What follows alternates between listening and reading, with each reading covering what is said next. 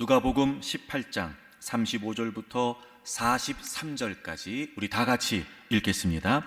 여리고에 가까이 가셨을 때에 한 맹인이 길가에 앉아 구걸하다가 무리가 지나감을 듣고 이 무슨 일이냐고 물은데 그들이 나사렛 예수께서 지나가신다 하니 맹인이 외쳐 이르되 다윗의 자손 예수여 나를 불쌍히 여기소서 하거늘 앞서 가는 자들이 그를 꾸짖어 잠잠하라 하되 그가 더욱 크게 소리질러 다윗의 자손이여 나를 불쌍히 여기소서 하는지라. 예수께서 머물러 서서 명하여 데려오라 하셨더니 그가 가까이 오매 물어 이르시되 내게 무엇을 하여 주기를 원하느냐. 이르되 주여 보기를 원하나이다. 예수께서 그에게 이르시되 보라 내 믿음이 너를 구원하였느니라 하시매 곧 보게 되어 하나님께 영광을 돌리며 예수를 따르니 백성이 다 이를 보고 하나님을 찬양하니라. 아멘. 안병욱 숭실대학교 철학과 교수가 이런 글을 남겼습니다. 태도는 어떤 사물과 상황에 대한 우리의 마음가짐이요 몸가짐이자 감정적 경향이다. 다시 말하면 태도는 마음의 자세, 몸의 자세, 감정의 자세라는 거죠. 그래서 삶의 태도가 얼마나 중요한지를 강조하는 내용입니다. 우리의 삶에서 자세와 태도는 매우 중요합니다. 단순한 예를 한번 들어볼게요, 여러분. 왜 이 나이가 드신 어르신들을 보면 어떤 분들은 허리가 꼿꼿한 분들이 있는 반면에 어떤 분들은 허리가 굽은 분들도 있어요. 우린 그 이유를 잘 압니다. 평상시에 허리를 곧게 펴는 바른 자세로 생활했던 분들은 허리가 꼿꼿하지만 그렇지 않았던 분들은 허리가 굽게 되는 거죠. 그러니까 나이가 들었다라고 하는 조건이 모두 다 허리를 굽게 하는 결과가 되는 건 아니라는 거죠. 생활의 조건이 아닌 생활의 자세, 태도, 즉 허리를 곧게 유지할 수 있게, 그 다음에 바른 몸가짐이라고 하는 자세, 이 바른 몸이라고 하는 조건을 갖게 한 것이 바로 그런 차이를 만들었다는 거예요. 물론 태도는 분명히 행동은 아닙니다. 그런데 행동의 바로 전 단계로서 행동을 좌우하고 결정합니다. 다시 말하면 이런 거예요. 태도가 표현된 것이 행동입니다. 그런 태도의 결과로 그런 행동이 나타나게 된다는 거죠. 대인관계, 상황의 판단과 대처, 사건 해결 등 태도에 따라 그 결과가 달라지게 되는 겁니다. 그러므로 태도는 우리의 삶에 아주 지대한 영향력을 미칩니다.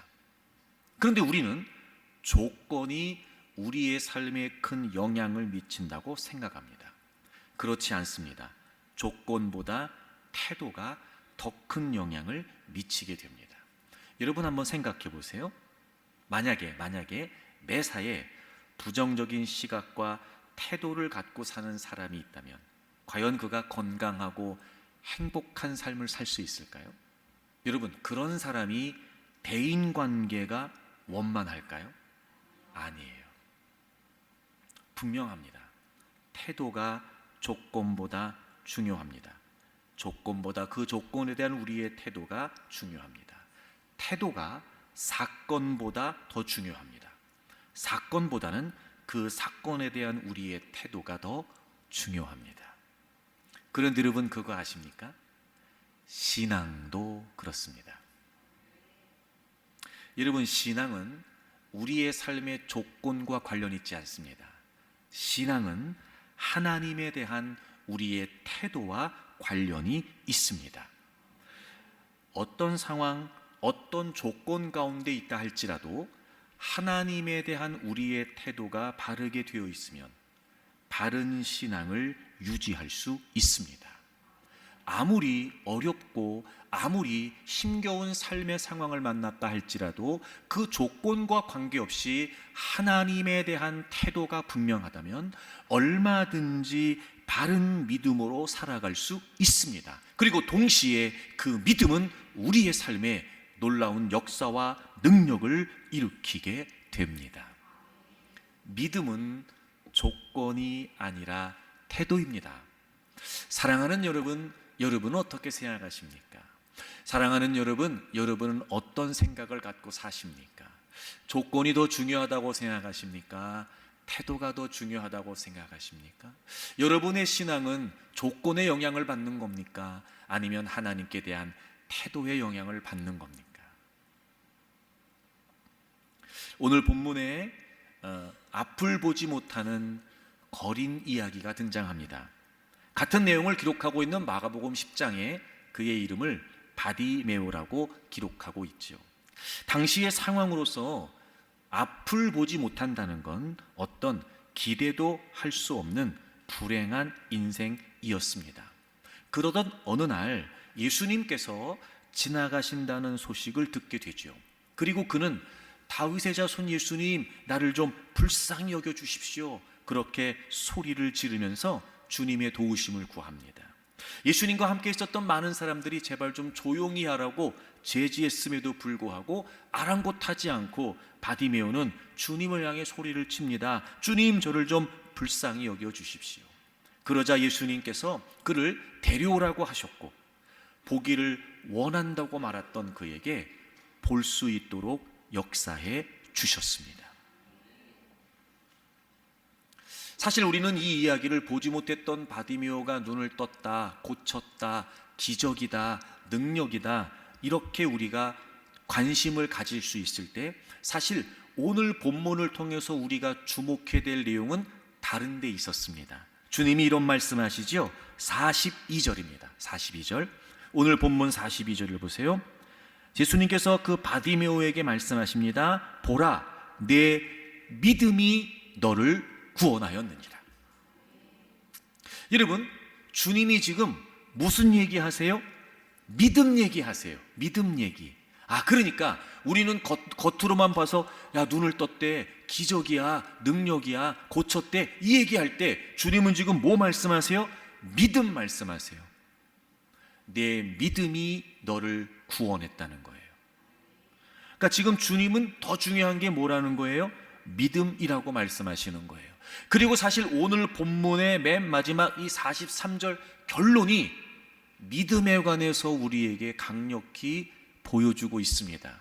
여러분, 사실 이 이야기는요, 마태복음, 마가복음, 누가복음에 다 기록되어 있는데 제가 찾아보니까 43절의 내용은 누가복음에만 나와 있더라고요. 그래서 저는 오히려 이 내용이 더 중요한 내용일 거라고 생각이 됐어요. 앞에서 예수님이 믿음 얘기하시고 마치 그의 믿음에 관해 설명이라도 하듯이 43절의 결론을 내려요. 곧 보게 됐어요. 그러니까 앞을 보지 못했던 그가 보게 되었던 이유가 뭐였어요? 믿음 때문이었어요. 믿음. 곧 보게 됐어요. 그걸로 끝나지 않아요. 하나님께 영광을 돌렸대요. 여러분 생각해 보세요. 눈을 떴어요. 그리고 하나님께 영광을 돌렸다, 이게 무슨 말이겠어요?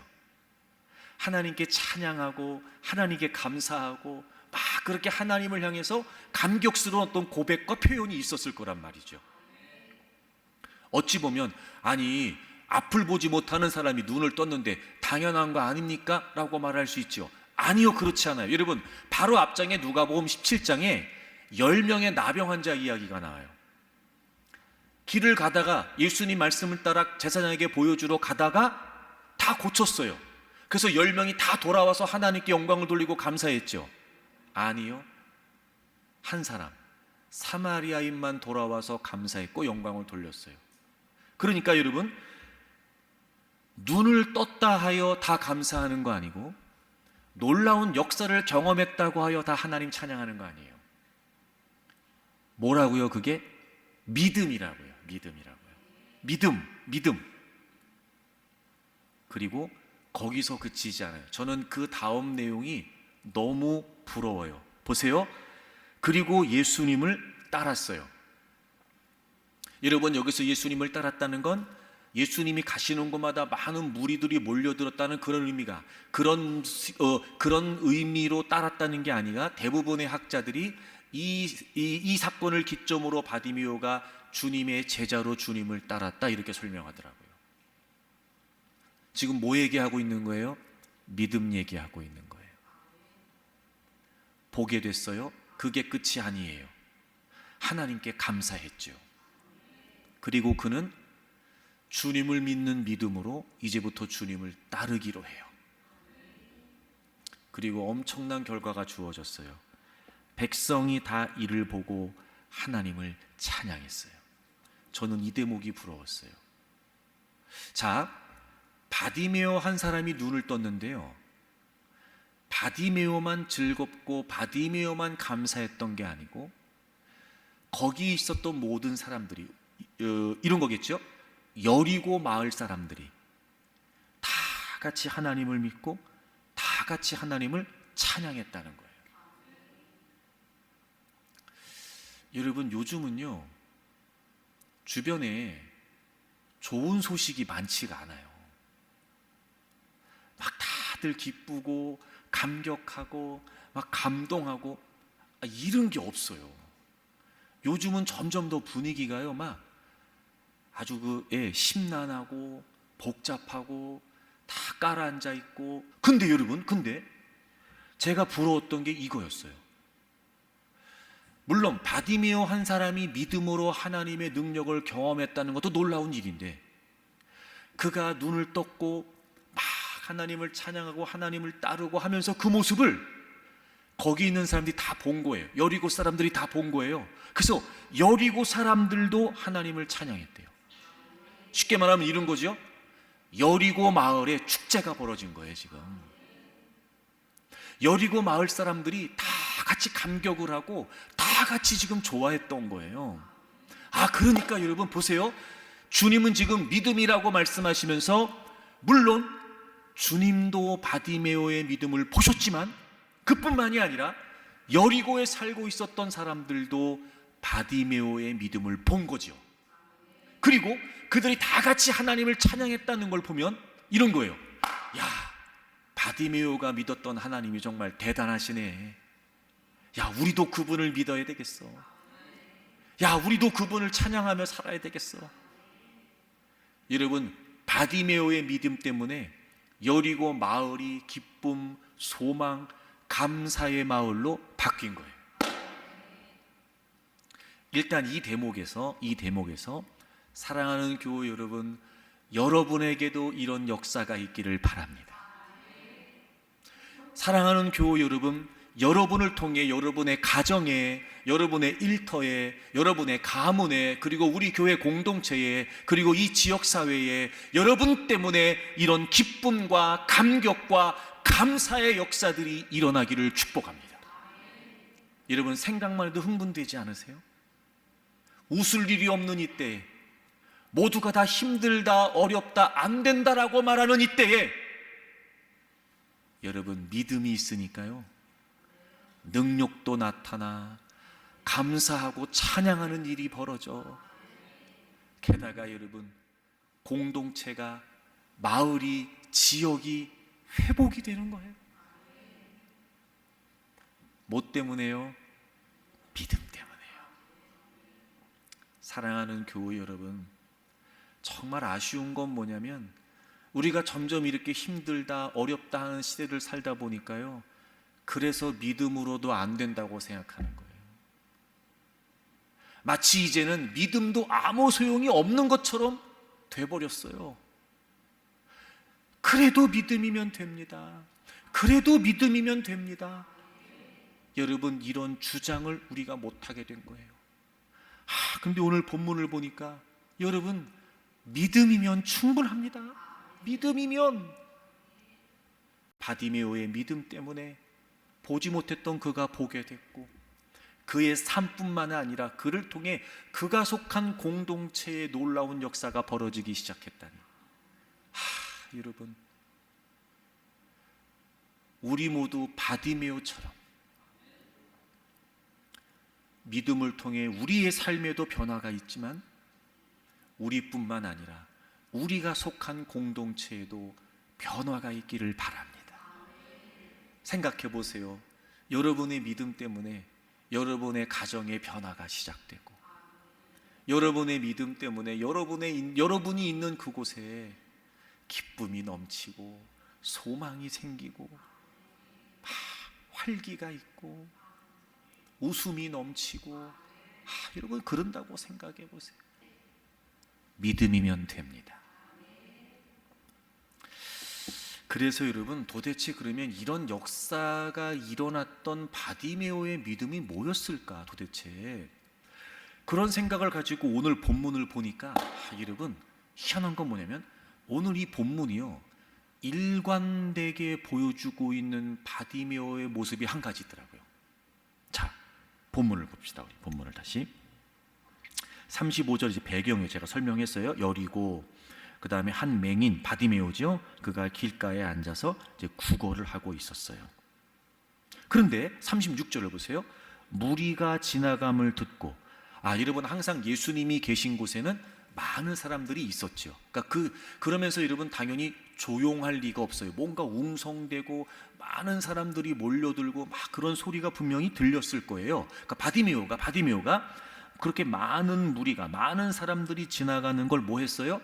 들었어요. 여러분, 바디메오는 앞을 보지 못합니다. 그렇죠? 자, 그런데 그 바디메오가 많은 사람들이 지나가는 소리를 들었어요. 그러니까 이런 거죠. 오늘 뭔가 마을에 뭔 일이 있는 거예요, 지금. 듣고 그 다음에 무슨 일이냐고 물었어요. 자, 바디메오는 앞을 보지 못해요. 근데 소리를 듣고 도대체 무슨 일이에요? 아니, 오늘 왜 이렇게 시끄럽대요? 아니, 우리 마을에 뭔 일이 있어요? 이게 무슨 일이 있냐고 물었어요. 그랬더니 그들이 대답을 해주죠. 예수님이 지나가신다. 그들이 대답을 했고, 그러니까 바디메오는 그 이야기를 들었겠지요. 그리고 38절, 바디메오가 소리를 쳐요. 여러분, 바디메오는 보지 못해요. 그랬던 그가 예수님이 지나가신다는 소리를 듣고 뭐라고 해요? 소리를 쳐요. 말해요. 다윗의 자손 예수여, 나를 불쌍히 여겨 주십시오. 사람들은 그를 꾸짖어요. 조용히 하라고. 그랬는데 거기에도 아랑곳하지 않고 더욱 크게 소리를 질러요. 예수님, 나를 좀 불쌍히 여겨 주십시오. 그랬더니 예수님께서 그를 데려오라고 하셨어요. 그는 앞을 볼 수 없었어요. 그러니까 분명히 누군가의 도움을 받아서 예수님 앞으로 왔을 거예요. 예수님께서 그에게 물으세요. 다시 말하면 지금 바디메오는 듣고 있는 거예요. 예수님이, 야, 내게 무엇하여 주기를 원하느냐? 야, 내가 너 뭐 해줄까? 너 뭐 해주면 좋겠어?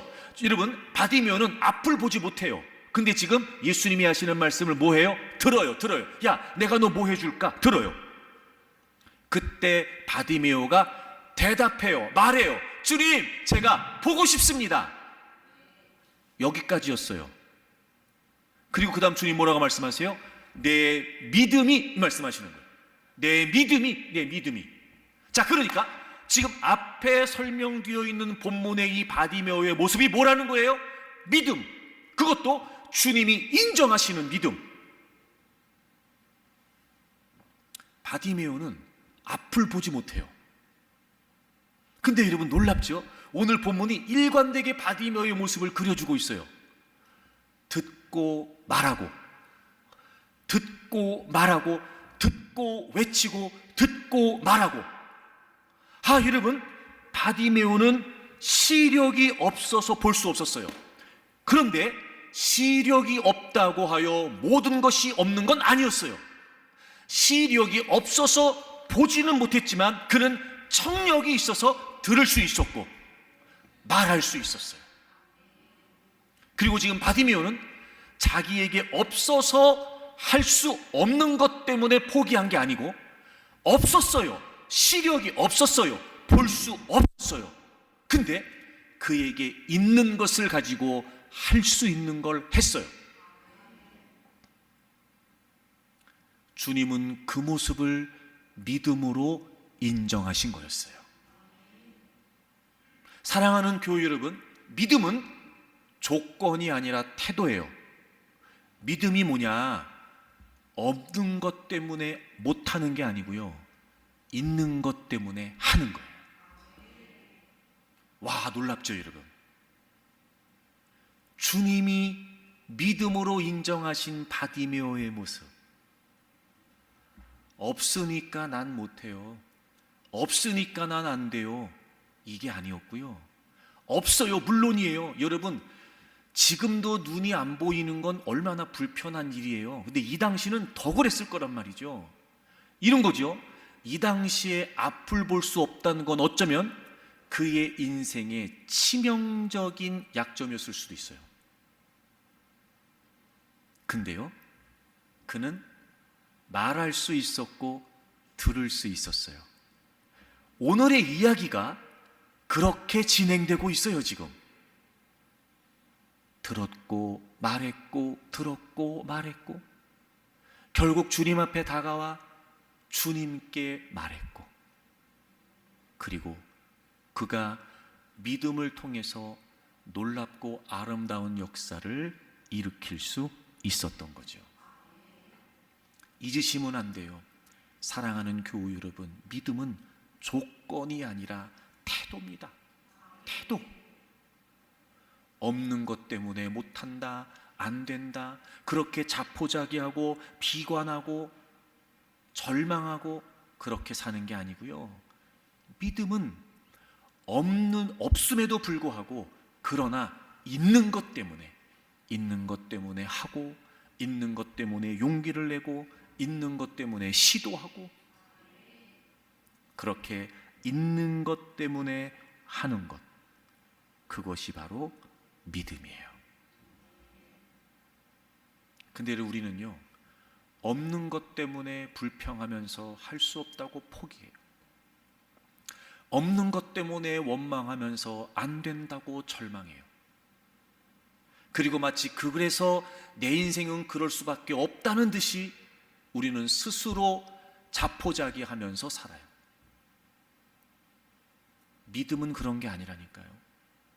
믿음은 그런 중에도 나에게 있는 거, 내가 할 수 있는 거, 그걸 붙잡고 믿음으로 시도하고 믿음으로 일어서고, 그럴 때 하나님의 역사가 나타나죠. 그게 믿음이에요. 그래서 믿음이면 충분하다는 거예요. 그래서 믿음이면 된다는 거죠. 근데 우리가 반대로 믿음이면 충분하다, 이게 안 되는 이유는, 다시 말하면 우리는 여전히도 믿음의 시각으로 있는 것을 가지고 시도하려고 하지 않고, 우리는 없는 것 때문에 포기하는 거예요. 그렇지 않아요. 저는 여러분의 생각이 좀 바뀌었으면 좋겠습니다. 그러니까 이제부터 나는 이것도 없고 이것도 없고 이것도 없어요, 그래서 안 돼요, 못해요, 난 어쩔 수 없어요. 물론 한편으로는 이해가 돼요, 여러분. 아니, 없으니까 없다 그러지, 그렇잖아요. 없으니까 없다 그러고, 그러니까 못한다고 그러고, 그러니까 안 된다고 그러고. 때로는 분명 여러분 그런 적도 있을 거예요. 나도 하느라고 해봤어요. 나도 한다고 해봤다니까요. 뭐 여러분 그럴 수도 있을 거예요. 하지만 저는 여러분의 시각이 좀 바뀌었으면 좋겠어요. 없는 건 알아, 그러니까 자꾸 얘기하지 말고, 이제부터는 정말 여러분이 믿음으로 무언가를 시도하기를 원한다면 있는 걸 찾으세요. 있는 걸. 이게 중요해요. 그러니까 시각을 바꿔야 돼요. 그러니까 없는 거에 마음 두지 마세요. 없는 거에 마음 두지 마요. 이제부터는 있는 걸 찾자. 있는 걸. 여러분 아마 그런 경험 한 번씩 다 해보셨을 거예요. 왜 이렇게 모처럼 대청소를 한다든지, 아니 뭐 새로운 가구 같은 게 들어와서 배치를 바꾼다든지, 혹은 여러분 이사를 한다든지, 그래가지고 막 대대적으로 뭔가를 여러분이 이렇게 할 때 보면은요, 그래서 막 책상도 다 여러분 이렇게 서랍 같은 거 다 여러분 뒤지고, 그 가구 밑에 있는 거 다 여러분 끄집어내고 막 그러다 보면 희한한 게 뭐냐면, 꼭 없다고 생각했던 게 한두 가지가 나와요. 없는 줄 알았는데 그게 있었다니까. 더 놀라운 건 뭔지 아세요, 여러분? 그게 2개, 3개 나옵니다. 왜 그래요? 없다고 생각해서 샀어. 근데 그걸 어디다 둘지 모르고 또 샀어. 여러분 보세요. 우리 눈에 안 보인다고 없는 게 아니었어요. 있는데 못 찾은 거지. 이렇게 말할 수 있죠. 내가 찾아봤는데 없었어요. 그게 아니에요. 때로는 찾아도 못 찾을 수 있어요. 어떻게 하면 돼요? 찾을 때까지 찾으면 돼요. 지금 제가 여러분의 시각을 바꾸려고 하는 거예요. 생각을 바꾸려고 하는 거예요. 여러분, 없는 게 아니에요. 있어요. 있는데 우리가 안 찾는 거예요. 찾아보지만 찾을 때까지 안 찾는 거예요. 그럼 가장 중요한 전제가 뭐냐면 있다예요. 있다. 여러분, 분명해요. 여러분, 있어요. 근데 우리가 없다고만 생각하면서 있다고 생각을 못하니까 찾으려고도 안 해. 없다고만 해. 찾아질 때까지 찾지도 않아. 그러니까 맨날 없다 없다 그러고 사는 거예요. 근데 시각을 바꿔서 있다라고 전제를 하고 있는 걸 찾기 시작하잖아요. 있다라고 전제를 하고 찾을 때까지 찾잖아요. 그러면요, 반드시 있습니다. 성경을 찾으세요. 디모데전서 4장을 찾으세요. 디모데전서 4장 4절 찾으셨죠? 우리 같이 읽습니다. 시작. 하나님께서 지으신 모든 것이 선함에 감사함으로 받으면 버릴 것이 없나니. 아멘. 자, 보세요. 하나님께서 지으신 모든 것. 자, 여러분 잠깐 저를 보세요. 여러분 한 분 한 분을 하나님께서 창조하셨다고 믿으십니까? 정말 여러분을 하나님이 지으셨다고 믿으십니까? 그렇죠. 자, 그러면 보세요. 하나님이 지으신 모든 것이 어떻대요? 선하대요. 여러분, 여기서 이 선하다라고 번역된 이 단어가 본래 의미가 뭐냐면 아름답다, 이런 뜻이에요. 아름답다. 그래서 이 말이 어떤 의미로 사용되나 봤더니 가치 있다, 소중하다, 좋다, 이런 뜻이었던 거예요. 그래서 선하다 이렇게 번역한 거예요. 그러니까 아름답다, 가치 있다, 소중하다. 보세요. 그러니까 하나님이 지으신 모든 것은 아름답다, 하나님이 지으신 모든 것은 소중하다, 이 말이에요. 자, 여러분 생각해 보세요. 자, 왜 하나님이 지으신 모든 것은 아름다울까요? 생각해 보세요. 자, 왜 하나님이 지으신 모든 것은 존귀하고 가치가 있는 걸까요?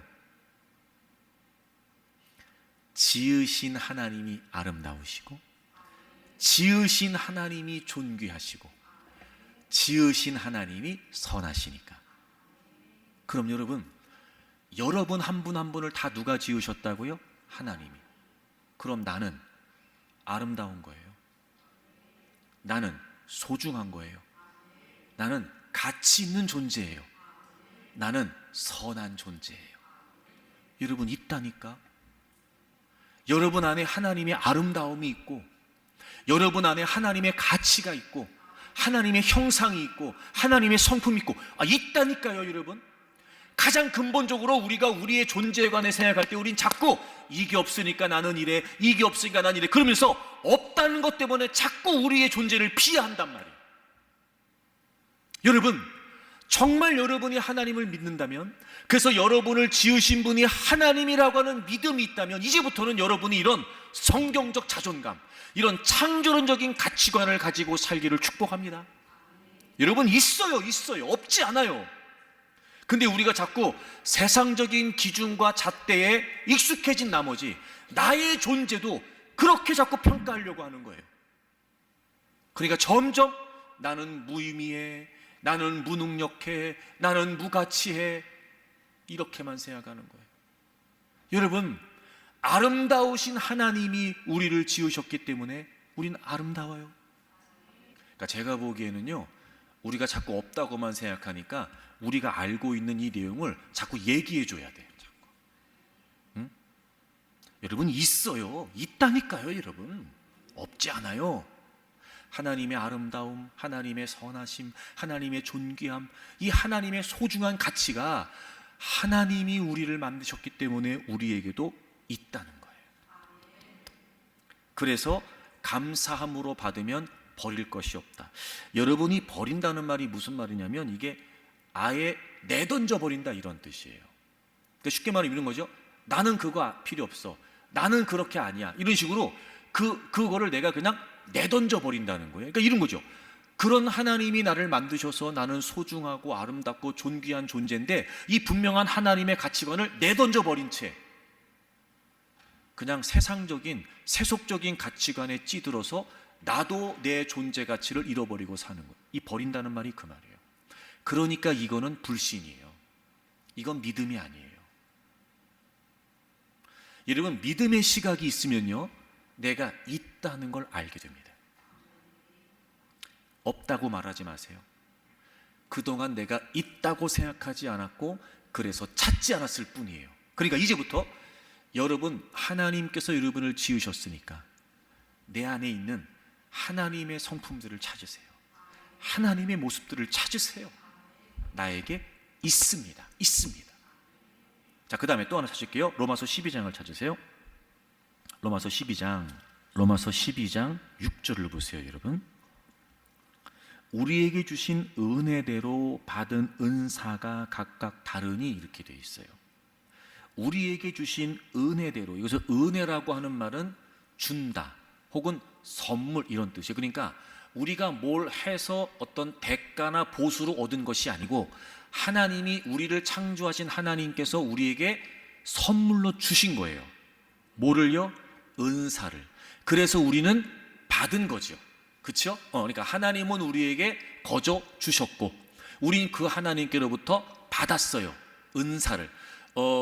여러분, 이걸 이상한 의미로 생각하지 마시고 어떤 뭐 기능, 재능, 성격 뭐 여러 가지, 그러니까 그 모든 것, 하나님이 우리를 지으셨을 때 주신 그 모든 것.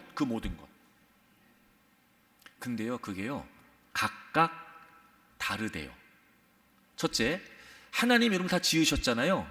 그래서 하나님이 여러분에게 다 주셨어요. 다 주셨어요. 있다고요, 여러분. 그러니까 이제부터 없다고 말하지 마요. 있어요. 있어. 그러니까 있다고 확정을 딱 지어놓고 그래야 찾을 수 있거든요. 있어요. 그러니까 제발 이제부터는 없다는 말하지 마세요. 이제부터 여러분 없다고 말하는 사람은 하고는요 같이 다니지 마. 있어요. 있어요. 자, 근데 문제가 뭐냐면 우리가 잘 적용해야 될 게 뭐냐면 각각 다르다는 거예요.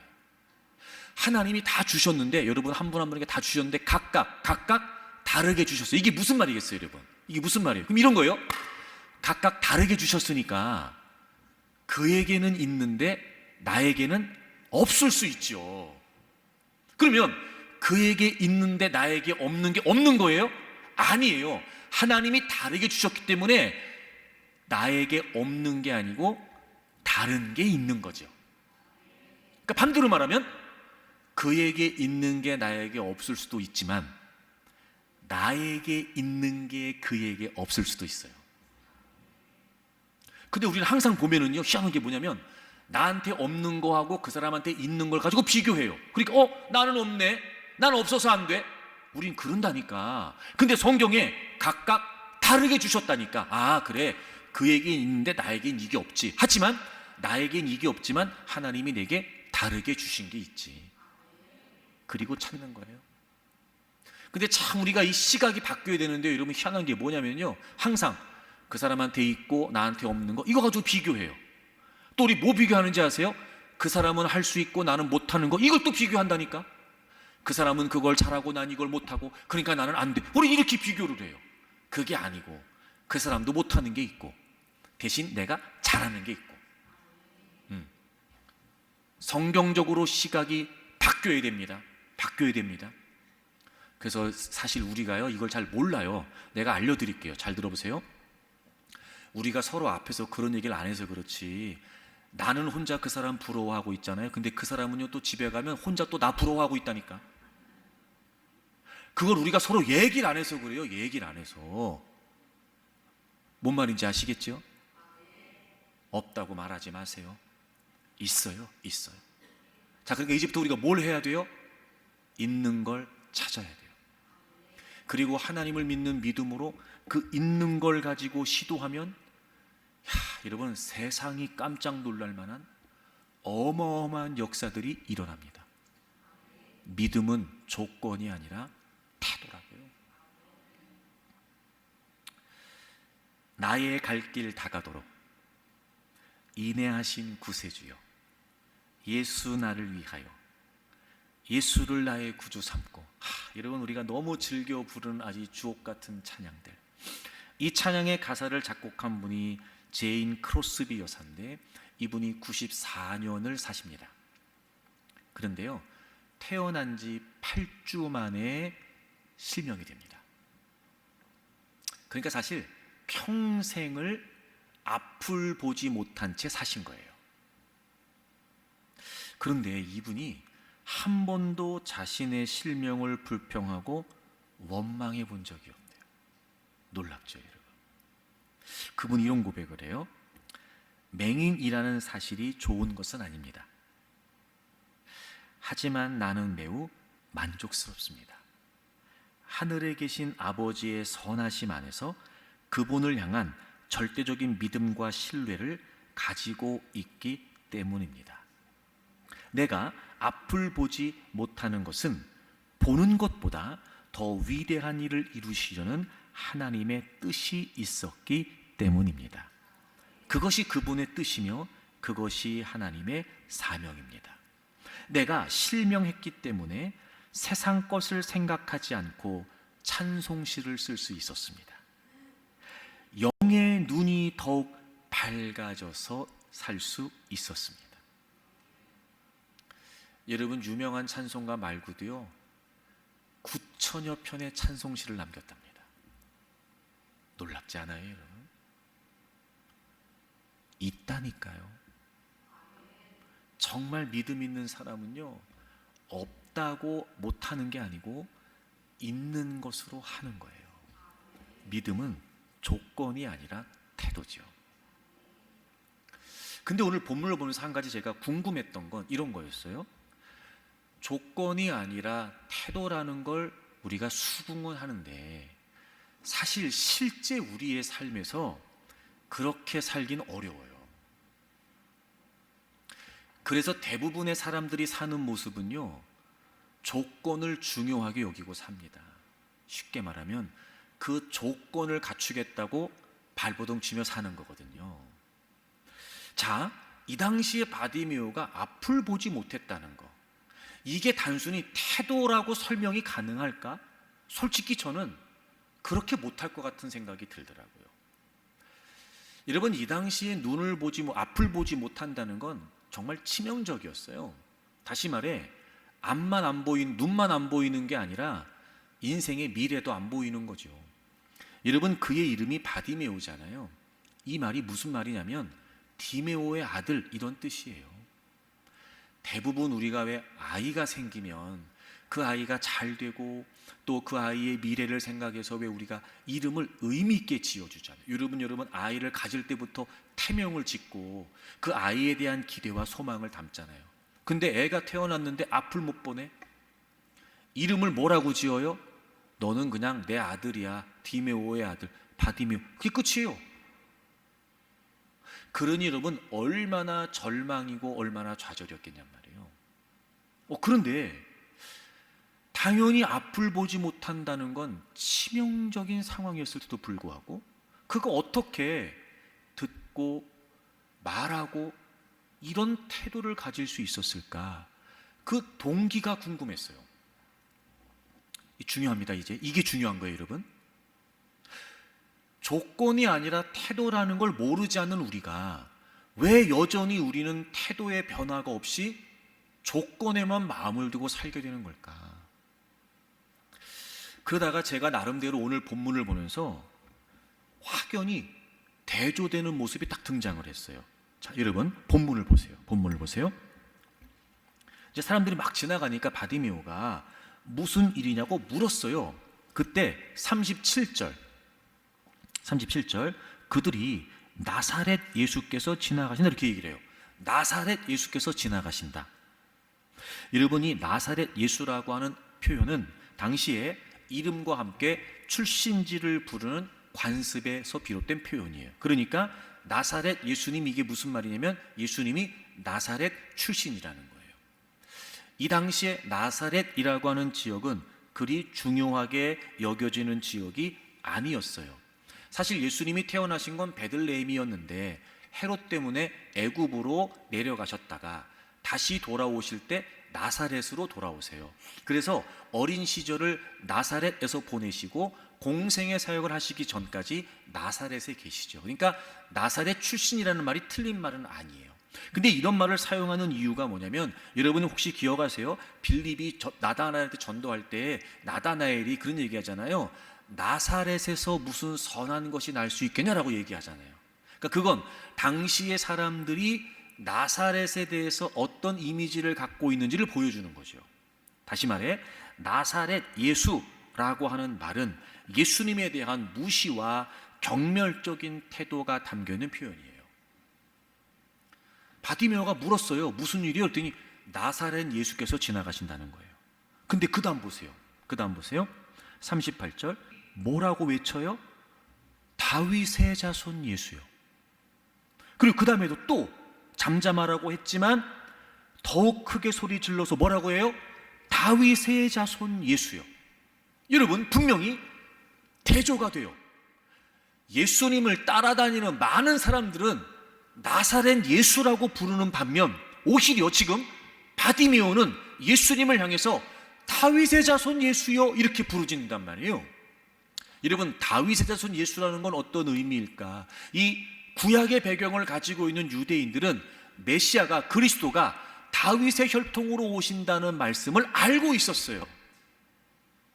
다시 말하면 지금 바디메오가 그 예수님을 향해서 다윗의 자손 예수요 라고 외친다는 건 무슨 의미죠? 그 예수님이 바로 구약에 예언되어 있는 메시아, 그리스도라고 하는 확신이 그에게 있었던 거예요. 이런 거죠. 예수께서 오시면, 즉 그리스도 메시아께서 오시면 회복이 있고 치유가 있고 구원이 있다라고 하는 사실을 그가 믿었던 거예요. 그리고 지금 그가 예수님을 향해 외쳐요. 앞을 볼 수는 없었지만 들을 수 있었고 말할 수 있던 그가, 이분이 그리스도시구나, 이분이 예수님이시구나 라고 하는 확신을 갖고 다윗의 자손 예수님, 나를 좀 불쌍히 여겨 주십시오. 그리고 주님께서 그를 오라고 하시고 그에게 내가 너 뭐 해줄까 그랬더니 그는 분명히 얘기해요. 주님, 제가 보고 싶습니다. 여러분, 조건이 아니라 태도라는 거 알아요, 다. 근데 왜 우리의 삶에서 이 동기부여가 안 될까? 왜 조건보다 태도가 중요하다는 생각을 갖고 없는 것 때문에 무너지는 게 아니라 있는 것 때문에 일어서려고 못하는 걸까? 보세요. 그 믿음의 중심에는 주님이 계셨어야 되는 거예요. 메시아가 오시면, 그리스도가 오시면 치유가 있고 회복이 있고 능력이 있고 구원이 있다. 예수님에 대한 분명한 확신이 앞을 보지 못한 사실 때문에 평생을 구걸하며 살아야 했던 그가 강력한 마음의 감동과 동기부여를 받고 들을 수 있었고 말할 수 있었다라는 태도를 가지고 다윗의 자손 예수여. 다른 사람 너 좀 조용히 해라, 너까지 게 뭐라고 아랑곳하지 않고 다윗의 자손 예수여. 주님 앞에 다가갔을 때 주님, 저 보고 싶습니다. 주님께. 그때 주님이 말씀하신 거잖아요. 내 믿음이 너를 구원했다. 능력만 나타난 게 아니었어요.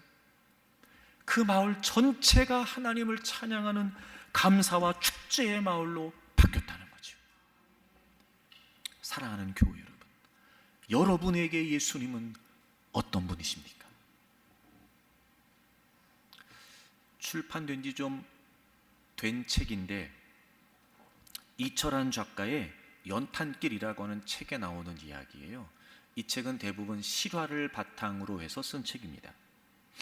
그 책에 보면 이런 이야기가 나오는데 16살 된 명지라고 하는 소녀의 이야기가 나와요. 즐겁게 가족들과 여름 휴가를 보내고 집으로 돌아오던 길에 큰 교통사고를 당하게 돼요. 그래서 이 명지라고 하는 소녀는 다리를 심하게 다쳤고 2개의 보조다리가 없이는 걸을 수 없는 부상을 입게 돼요. 그리고 명지보다는 덜했지만 아빠도 보조다리를 착용할 수밖에 없다고 했습니다. 여러분 생각을 해보세요.